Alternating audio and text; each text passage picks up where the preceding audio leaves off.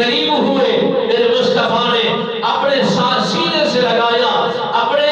سیدھے ہاتھ کو آپ کے چہرے پر پھیرا،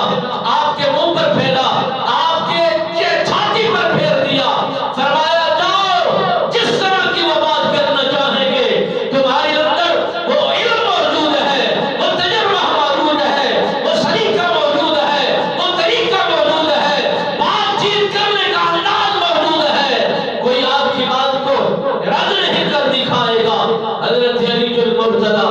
شیر خدا سرکار فرماتے ہیں جب تھاپی مصطفیٰ کی ہوئی، اجازت قربت نبی سے ملی اور فرمان مصطفیٰ حاصل ہوا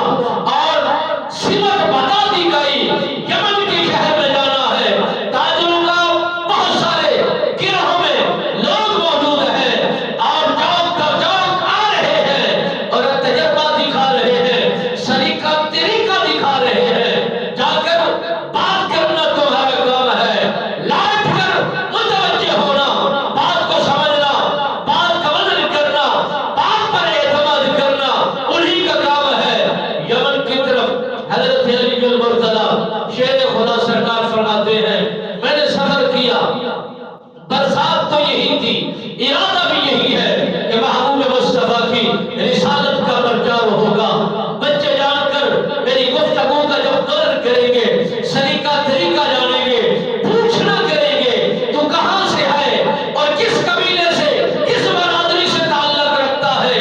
تیرا رہن سہن کیا ہے، تیری تربیت میں کردار کس کا ہے اور تیری رفاقت میں بیٹھنا کس کا ہے اور تو کس کی قربت و رفاقت میں رہ کر زندگی کو بسر کرتا ہے۔ جب مصطفیٰ کی بین مصطفیٰ کے فرامین کو کھولا جائے گا، مصطفیٰ کی رسالت کا پرچار کیا جائے گا، اس وقت لوگوں کی توجہ مکمل طور پر سکہ بند ہو کر میری طرف ہو جائے گی۔ حضرت علی المرتضیٰ شیر خدا سرکار فرماتے ہیں یمن کے شہرہ میں، یمن کے قبیلے میں، یمن کی گلیوں میں، یمن کے کوچے میں جب پہنچا، لوگ میری چہل پہل کو دیکھ کر، میرے قدموں کو دیکھ کر، میرے چلنے کی بہترین رفتار کو دیکھ کر متوجہ ہونے لگے، کوئی ایسا شہزادہ ہے جو چال چلتا ہے اور ایسی چال چلتا ہے دیوانہ پن پیدا کر دیتا ہے۔